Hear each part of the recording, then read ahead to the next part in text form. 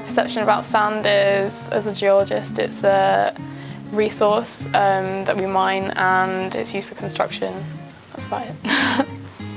I see it being all over the place. It's a huge global resource. I don't know. It's a sediment. We study it quite a lot in our degree, so I study geology. And yeah, I see it being something that moves around a lot.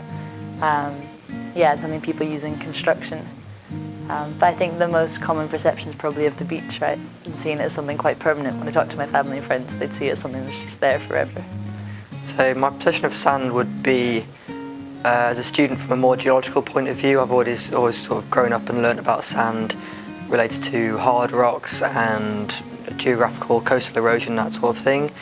It's also a relevant topic in industry and extraction of sand and use in construction and civil engineering. So sort of two sides to it in that sense, I think.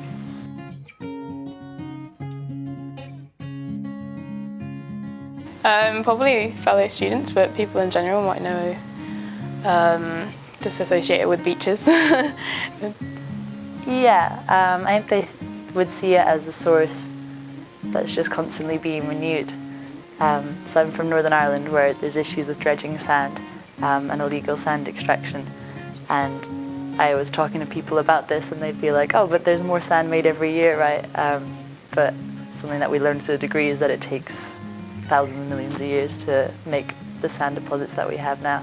So it really is something to be used carefully.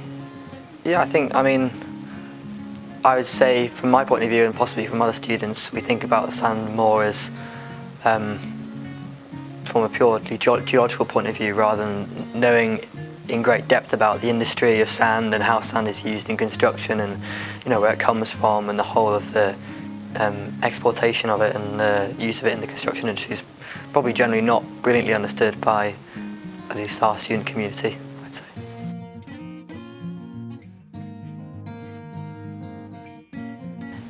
No, I have no idea how many different types of sand there are. Sand, well, yeah, kinds of sand, I would relate that from the geological point of view to being maturity and how angular sand is, and sort of differentiated into different types in terms of its angularity or its composition. So in that sense, there could be almost infinite types of sand from the maturity, the composition and the texture of it, I'd say.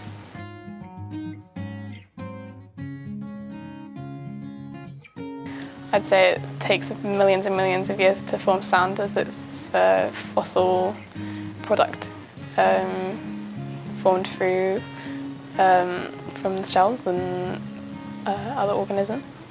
Well, sand as a product of erosion can be formed, depending on the maturity of the sand, it can be formed from thousands to millions of years, I guess.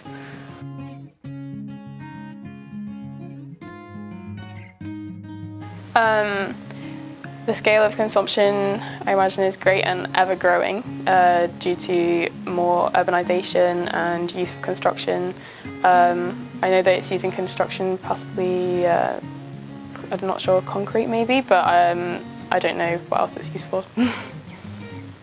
I know that it's used for buildings, in concrete and cement, yeah, and for bricks as well. What else? For glass. So yeah, used in most construction. Not particularly, no. I've never really researched it. It's never been at the forefront of news stories that we're given, or at least in our teaching, it's never mentioned in great detail. Well, sand used in construction.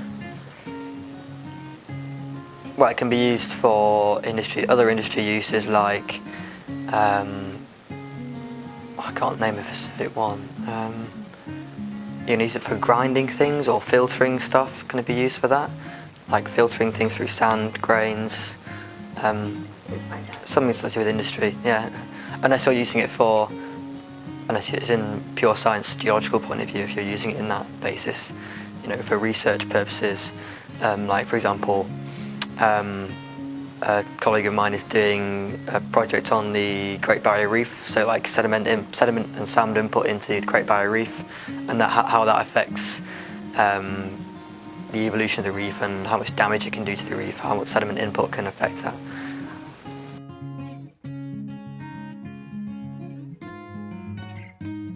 It's better quality, I think. Right? It's very pure quartz and quite fine as well. So that's probably good for construction.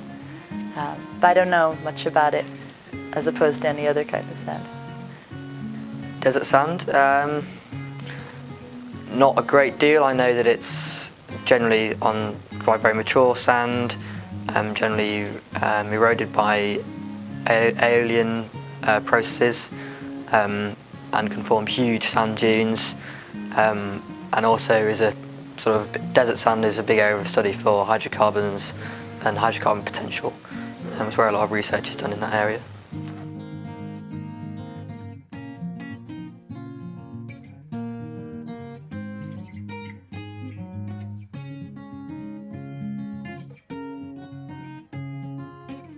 So my perception has changed in that I now sort of understand more about how crucial a resource it is in the modern world and how we should be thinking about it so much more than we already are.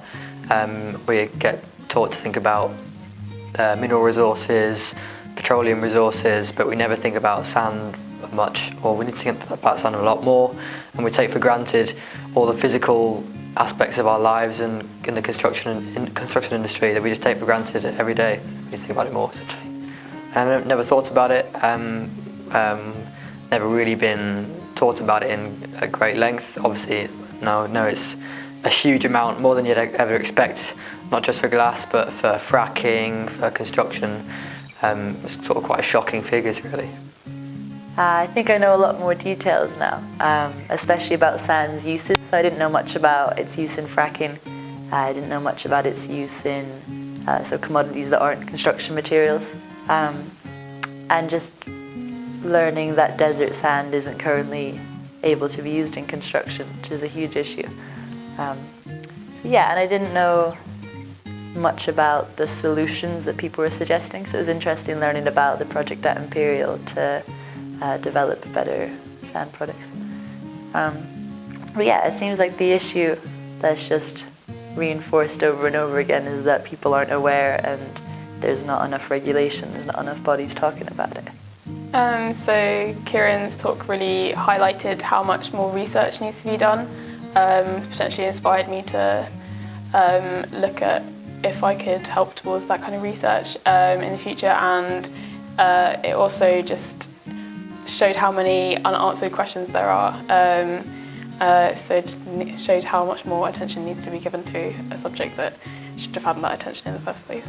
Yeah, I knew it was involved in construction, but I hadn't thought about its involvement in sort of the energy sector with fracking and hydroelectric, with dams, things like that. And I hadn't thought about the kind of volumes, and it definitely hadn't been as highlighted in my mind as other resources and how they may need to be used. So I'm Matthew, a master's geology student, and as a geologist I think we're taught more about sand in the form of hard rocks that have been there for thousands, millions of years, billions of years even. So hearing this modern take on sand used in industry and throughout the environment kind of gives that different perspective that perhaps we weren't aware of before. And it's a big problem. I think one of the main things I took away today was how big a problem it is, how wide-reaching the issue is regarding sand.